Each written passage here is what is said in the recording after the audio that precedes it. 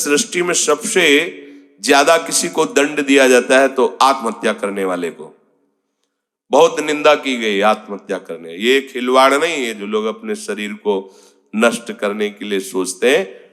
मतलब बहुत समय तक तो इनको पहले प्रेत बनना पड़ेगा। जो आत्महत्या करते हैं तड़पते रहेंगे, जल भी नहीं मिलता पीने को, बड़ा कष्ट में जीवन, फिर अधो योनियों को प्राप्त होते, बहुत मुश्किल। पता नहीं किस कल्प में फिर करुणा निधान से मनुष्य शरीर दे। आत्महत्या करने वाले ध्यान से इस बातों को सुने जिनके मन में कभी आत्महत्या के विचार आते हैं। मतलब आप कल्प कल्प के लिए घोर दुख का बीज बो दिए।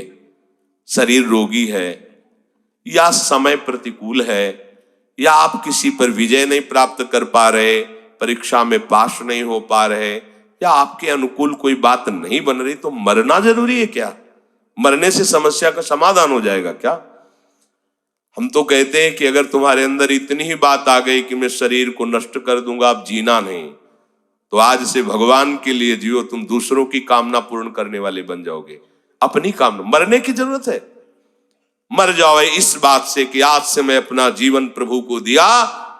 जब मरने के लिए तैयार हो तो अब क्या इच्छा, अब जैसा चाहे प्रभु करे। तुम ऐसे महात्मा बन जाओगे, सतरथ सतरथ सा लोकांतार्यति।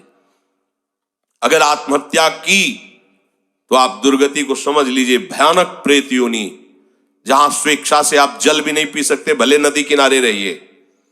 स्वेच्छा से भयंकर जलन, अशांति, एक जगह चैन से नहीं रह सकता। गोकर्ण जिसे अपनी स्थिति बताता है, धुंधकारी जो प्रेत योनि को प्राप्त है, भैया किसी तरह बचा लो, भयानक कष्ट में हो। यह आत्महत्या करने से समस्त दैवी शक्तियां उससे नाराज हो जाती हैं। तुम्हें जीवन मिला है दुख से लड़ने का, ऐसे अच्छे काम करो, ऐसे भजन करो, तुम्हारा मंगल हो जाए। देखो, भोगों में यदि तुम रति करके अधर्माचरण से, पापाचरण से भोग भोगोगे तो तुम्हारा अंतिम निर्णय यही निकलेगा, ध्यान रखना।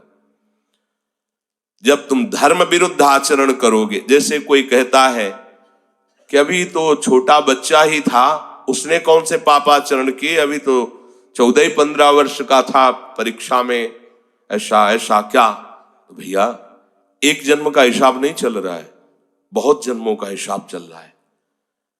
अगर उसके सुकृत काम करते तो माता पिता उसके ऐसे न मिलते कि उसको टॉर्चर करते, तभी तो ऊब गया जीवन से। अब किसको क्या कहें। तो हमें लगता है कि उसके दुष्कृतों के परिणाम स्वरूप ऐसा उसको वातावरण मिल जाता है कि कोई नहीं तो आत्महत्या करने का उत्साह नहीं आना चाहिए।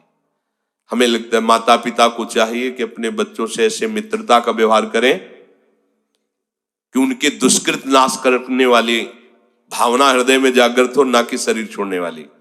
कोई बात नहीं, अगर इस बार फेल हो गए हो ना, हम तुम्हें और अच्छा ट्यूशन पढ़ाएंगे।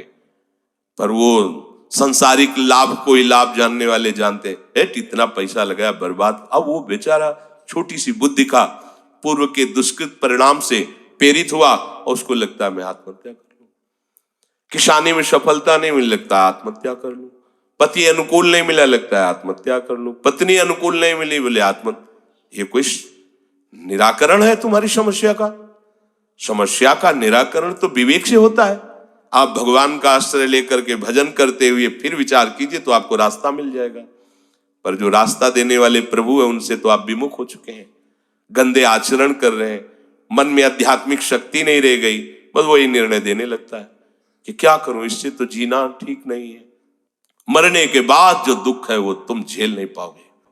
आत्महा न तरेत सा आत्म, शास्त्र में कई जगह लिखा है वो आत्महनन गति जाए, ऐसा कई जगह लिखा है। इसलिए जहां तक शब्द हमारे श्रवणेन्द्रिय में पढ़ते हो तो लड़ना सीखो समस्या से, समस्या से हारना मत सीखो।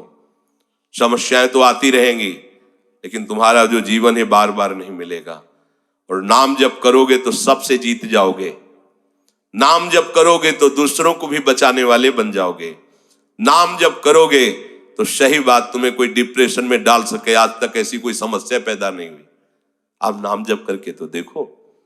पर प्रभु से और प्रभु के नाम से आपका परिचय नहीं तो बस देहाभिमान में फूले घूमते हैं।